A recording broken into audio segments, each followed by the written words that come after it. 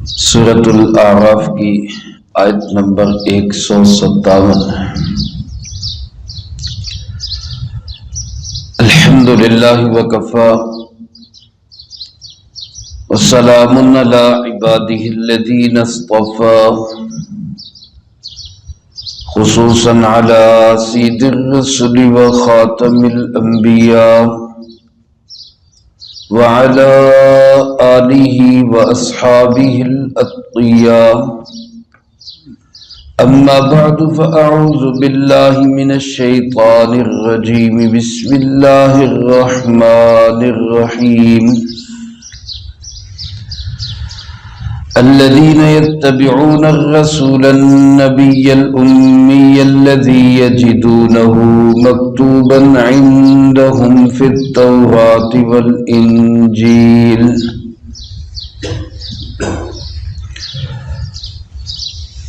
حضرت سیدنا موسیٰ علی نبینا وعلیہ الصلاۃ والسلام نے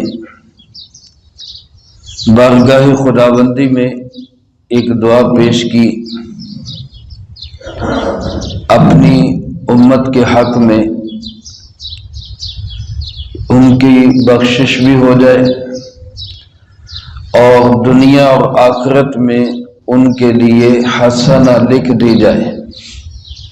یہ دو حصے تھے ان کی دعا کے، جس کا تقاضا یہ تھا کہ ان کی امت کو قیامت تک کے لیے بہترین ایوارڈ مل جائے۔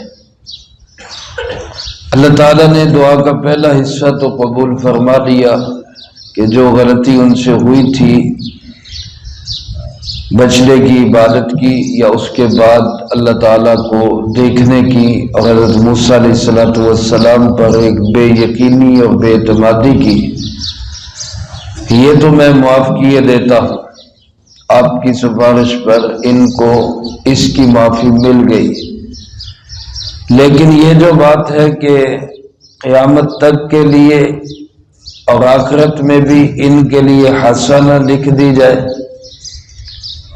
اس کے متعلق اللہ پاک نے فرمایا کہ اس کے لیے چند شرائط ہیں۔ صرف آپ کا امتی ہونا کافی نہیں ہے، بلکہ اس میں کچھ شرطیں ہیں، جو ان شرطوں پہ پورا اترے گا اس کے لیے حسنہ لکھ دی جائے گی، وہ آپ کا امتی ہو، آپ کے بعد انبیاء علیہ السلام کا امتی ہو۔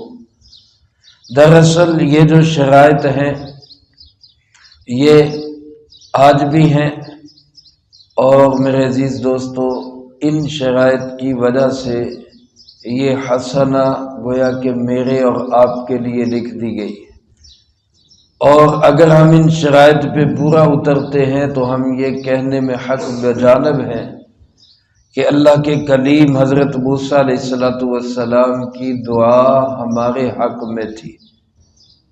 ان میں پہلی شرط یہ فرمایا کہ وہ لوگ دنیا اور آخرت میں حسنہ کے مستحق ہیں جو تقوی والے ہیں۔ دوسری شرط یہ کہ وہ زکوٰۃ ادا کرتے ہیں۔ تیسری شرط یہ کہ وہ ہماری آیتوں پر ایمان رکھتے ہیں۔ یہاں تک تین شرائط یہودیوں میں بھی موجود ہیں، عیسائیوں میں بھی موجود ہیں، لیکن آگے جو چوتھی شرط ہے وہ سب سے عظمت والی شرط ہے، جس نے ہمیں گویا کہ نواز دیا، اور وہ شرط یہ ہے کہ الذین یتبعون، یہ وہ لوگ ہیں جو عظیم الشان رسول کی اتباع کرنے والے ہیں۔ اس رسول سے مراد جناب محمد کریم خاتم النبیین صلی اللہ علیہ وآلہ وسلم ہے۔ ان کی اتباع کرنے والا کوئی یہودی آج ان کی اتباع کر لے، کوئی عیسائی آج ان کی اتباع کر لے، کسی بھی دھرم اور مذہب کا ماننے والا آج پیارے آقا جناب محمد کریم صلی اللہ علیہ وسلم کی اتباع کر لے تو دنیا آخرت میں اللہ نے اس کے لیے حسنہ لکھ دی۔ اس کے بعد اللہ تعالیٰ نے آپ علیہ السلام کی 6 صفات کو بیان کیا کہ وہ نبی جن کی اتباع کامیابی اور فلاح و فوز کے لیے شرط ہے، اس نبی کی کیا صفات ہے۔ پہلی صفت بیان کی الرسول، دوسری صفت بیان کی النبی، اور تیسری صفت بیان کی الامی۔ ان کی وضاحت گزشتہ دروس میں ہو چکی ہے۔ آج آپ علیہ الصلوۃ والسلام کی چوتھی وضاحت، جس کو فرمایا الذی یجدونہ مکتوبا، کہ یہ لوگ موجود پاتے ہیں آپ کو لکھا ہوا، عندہم فی التوراۃ والانجیل، اپنے پاس تورات میں بھی اور انجیل میں بھی، یعنی وہ نبی، وہ عظیم الشان رسول جو امی کی صفت بھی رکھتے ہیں اور وہ ان کی کتابوں میں بھی موجود ہیں، ان کی کتابوں میں بھی موجود ہیں، تورات میں، انجیل میں۔ خاص طور پہ تورات اور انجیل کا ذکر کیا کیونکہ زیادہ تر مدینہ منورہ میں انہی کے ماننے والے موجود تھے۔ دوسری کتابوں اور صحیفوں میں بھی آپ علیہ الصلوۃ والسلام کے تذکرے اسی طرح موجود ہے جیسے تورات اور انجیل میں ہے۔ یہاں میرے عزیز دوستو، پہلی بات قابل غور یہ ہے کہ اللہ تعالیٰ نے یہ نہیں فرمایا کہ جن کی صفات کو لکھا ہوا پاتے ہیں۔ یہ بھی الفاظ ہو سکتے تھے کہ جن کی صفات لکھی ہوئی ہیں ان کے پاس تورات اور انجیل میں۔ اللہ پاک نے اس کی بجائے لفظ فرمایا یجدونہ، خود ان کو پاتے ہیں، یعنی آپ صلی اللہ علیہ وسلم کی صفات اس قدر زیادہ وہاں بیان کی گئی تورات اور انجیل میں، گویا وہ آپ کی صفات نہیں، خود آپ موجود ہیں تورات اور انجیل میں۔ اگر کوئی یہودی، کوئی عیسائی تعصب کی عینک اتار کر بنظر غائب تورات اور انجیل کو ایمان کی حالت حاصل کرنے کے لیے پڑھے تو اس کو تورات اور انجیل کے لفظ میں جناب محمد کریم صلی اللہ علیہ وسلم ملے گا۔ آج حالانکہ تورات اور انجیل بہت بدل چکی، اتنی بدل چکی کہ اصلی شکل موجود ہی نہیں ہے، اصلی زبان بھی موجود نہیں ہے، اس کی اصل جو لینگویج جس میں تورات اور انجیل نازل ہوئی تھی وہ بھی موجود نہیں، لیکن پھر بھی آپ کی صفات کچھ نہ کچھ موجود ہیں، آج بھی موجود ہیں۔ لیکن اگر آج کی تورات اور انجیل کو ہم ایک سائیڈ پہ رکھ کر صرف اسی بات پہ غور کریں کہ قرآن کریم نے کہا کہ صفات اور آپ خود موجود ہیں، تو قرآن کی بات بھی تو سچ اور حق ہے، اور اس کے سچ اور حق ہونے کی بڑی دلیل یہ ہے کہ اگر تورات اور انجیل میں یہ صفات نہ ہوتی، آپ صلی اللہ علیہ وسلم کا تذکرہ اس قدر نہ ہوتا، گویا آپ خود موجود ہیں، تو اس زمانے کے یہودی اور عیسائی تو چیخ اور چلا اٹھتے کہ جناب آپ کا قرآن کہہ رہے ہیں ان کی صفات تورات اور انجیل میں ہے، ہمیں تو کہیں مل ہی نہیں رہی۔ حالانکہ واقعہ یہ ہے کہ 14 صدیوں میں شروع سے لے کر آج تک کوئی یہودی، کوئی عیسائی اس بات کا انکار نہیں کرتا کہ آپ کی صفات وہاں موجود ہیں، اس کا کوئی انکار نہیں کرتا۔ اگر ایسا ہوتا تو آج یہودی عیسائی ہر طرح اسلام کی مخالفت کرتے ہیں، قرآن کی مخالفت کرتے ہیں، تو وہ تو بڑا شور مچاتے، بڑے چلاتے کہ جناب قرآن کہہ رہے صفات ہیں جبکہ ہے ہی نہیں۔ تو ان کا کچھ نہ کہنا، ان کا خاموش رہنا، ان کا اس پہ کوئی احتجاج نہ کرنا، کوئی بات ریکارڈ پہ نہ آنا، یہی اس بات کی دلیل ہے کہ وہ تسلیم کرتے تھے کہ آپ کی صفات جگہ جگہ پر موجود ہیں۔ اور میرے عزیز دوستو، کچھ واقعات بھی علماء نے لکھے ہیں تفسیر مظہری کے حوالے سے، تفسیر مظہری میں بہقی کے حوالے سے، دلائل النبوہ کے حوالے سے، جس کو حضرت مفتی اعظم پاکستان مفتی محمد شفیع صاحب رحمۃ اللہ علیہ نے بھی نقل کیا ہے۔ اگرچہ سندن اس پہ ہو سکتا ہے کوئی کلام ہو، لیکن بہرحال یہ دلائل ہے۔ آپ صلی اللہ علیہ وسلم کی خدمت میں ایک یہودی نوجوان آیا کرتا تھا، چند دن ہوئے وہ نہیں آیا۔ سرکار دو عالم صلی اللہ علیہ وسلم اس کی عیادت کے لیے تشریف لے گئے۔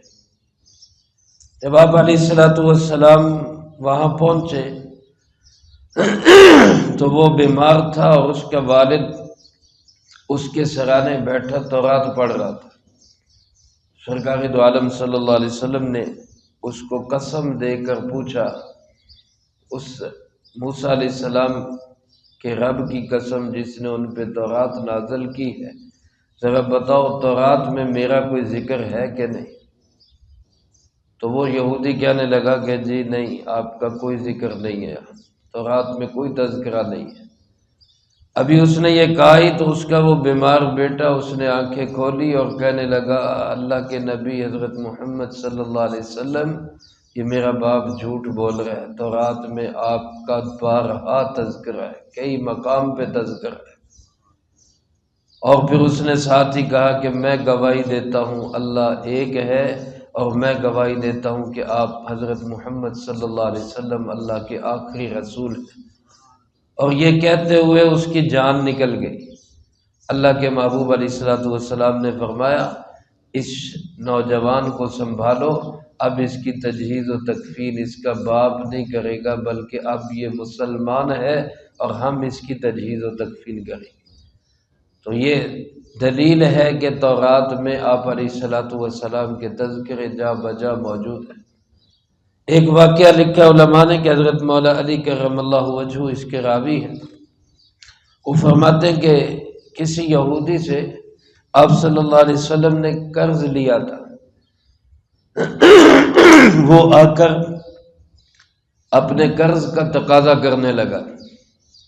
آپ نے فرمایا بھائی کچھ وقت اور دے دو، ابھی ہے نہیں، گنجائش نہیں۔ صحابہ کی بھی ظاہر حالت ایسی تھی، اس نے سختی کرنا شروع کر دی، شدت کرنا شروع کر دی کہ نہیں میرا وقت ہو گیا، آپ مجھے ادا کریں پیسے۔ اب چونکہ وہ قرض لینے والا تھا اور اس کا حق بھی بنتا تھا، اس لیے صحابہ جانثار صحابہ کے دل ملانے کے باوجود آپ نے منع کر دیا کہ نہیں، اس کو جو کہتا ہے کرنے دو۔ اب اس نے آپ کو روک لیا۔ روایات میں آتا ہے کہ ظہر، عصر، مغرب، عشاء، رات ہو گئی، وہ نہیں جانے دے رہا کہ ادا کریں تو پھر میں جانے دوں۔ آپ علیہ الصلوۃ والسلام اس کے کہنے پر وہاں موجود ہیں، بیٹھے ہوئے ہیں۔ تو جب رات ہوئی، رات بھر آپ اس کے لیے وہاں بیٹھے رہے، آپ نے کوئی سختی نہیں کی، کوئی شدت نہیں کی، حالانکہ صحابہ تھے، اس کو پکڑ بھی سکتے، مار بھی سکتے، زبردستی بھی ہٹا سکتے تھے۔ صبح ہوئی تو وہ اٹھ کے کہنے لگا جی قرض بعد میں، پہلے مجھے کلمہ پڑھائیں اور مسلمان کریں۔ اللہ کے محبوب علیہ الصلوۃ والسلام نے اس کو مسلمان کیا۔ وہ کہنے لگا میں نے تورات میں آپ کے تذکرے پڑھے تھے، آپ کا نام محمد ہے، تورات میں لکھا ہے، آپ کا مولد مکہ ہے، تورات میں لکھا ہے، آپ کا دار الہجرت مدینہ منورہ اور طیبہ ہوگا، یہ تورات میں لکھا ہے۔ آپ علیہ الصلوۃ والسلام کے نام اور صفات اور آپ کی صفت احمد کا تذکرہ تورات کے اندر موجود ہے۔ آپ کی بے شمار صفات میں ایک صفت وہاں یہ بھی لکھی ہوئی ہے کہ آپ سخت مزاج نہیں ہیں، آپ نرم مزاج ہیں، آپ کے اندر بے حیائی نہیں، آپ کے اندر فوش گوئی نہیں، فضول تذکرے اور باتیں نہیں۔ میں صرف آپ کو روکنے کا مقصد آپ کا یہ جانچ کرنی تھی کہ آیا واقعی آپ کے اندر یہ صفات ہیں یا نہیں۔ اتنے طویل عرصے تک جو میں نے روکا اور آپ نے کوئی سختی، کوئی شدت، کوئی بد زبانی یا بے حیائی کا جملہ نہیں بولا، تو میرے دل نے گواہی دی کہ جس کے تذکرے تورات میں ہیں وہ آپ ہی ہے، لہذا مجھے کلمہ پڑھائیں اور مسلمان کریں۔ وہ مسلمان ہوا اور اپنی آدھی دولت اس نے اسلام کے لیے وقف کر دی۔ تو میرے محترم دوستو، اس کے علاوہ حضرت کعب احبار جو یہودیوں کے بہت بڑے عالم تھے، پھر مسلمان ہوئے، اللہ ان پہ کروڑوں رحمت نازل فرمائے، انہوں نے بے شمار تذکرے کیے تورات میں۔ آپ تو آپ ہیں، آپ کی امت کے بھی تذکرے ہیں۔ ان کی ایک روایت میں کہ اللہ تعالیٰ نے آپ علیہ الصلوۃ والسلام کی امت کو حمادون کا لقب دیا ہے۔ حمادون، حمادون کا معنی بہت اللہ کی تعریف کرنے والے، یعنی آپ کی امت کی صفات بھی تورات اور انجیل میں موجود ہیں۔ تو اللہ پاک فرماتے ہیں کہ یہ حسنہ، اے موسیٰ علیہ السلام جس حسنہ کا آپ سوال کر رہے ہیں وہ اس کو ملے گی جو اس نبی علیہ الصلوۃ والسلام کی اتباع کرنے والے ہوں گے، جن کے تذکرے تورات اور انجیل اور پہلی آسمانی کتابوں میں بھی موجود ہیں۔ تو آپ علیہ الصلوۃ والسلام کی یہ چوتھی صفت اللہ پاک نے یہاں بیان فرمائی۔ اس آیت مبارکہ میں آگے آپ کی پانچویں اور پھر چھٹی صفت اللہ پاک نے بیان فرمائی، اس کا تذکرہ انشاءاللہ اگلی فرصت میں آئے گا۔ اللہ پاک سے دعا ہے اللہ مجھے آپ کو صحیح معنوں میں آپ صلی اللہ علیہ وآلہ وسلم کی اتباع کی توفیق نصیب فرمائے، اور اس کی برکت سے ہمیں بھی ان لوگوں میں شامل فرما دے جن کے لیے دنیا آخرت میں حسنہ لکھ دی گئی ہے۔ اللہ پاک کہے سنے کو زندگی میں لا کے دوسروں تک پہنچانے کی توفیق عطا فرمائے۔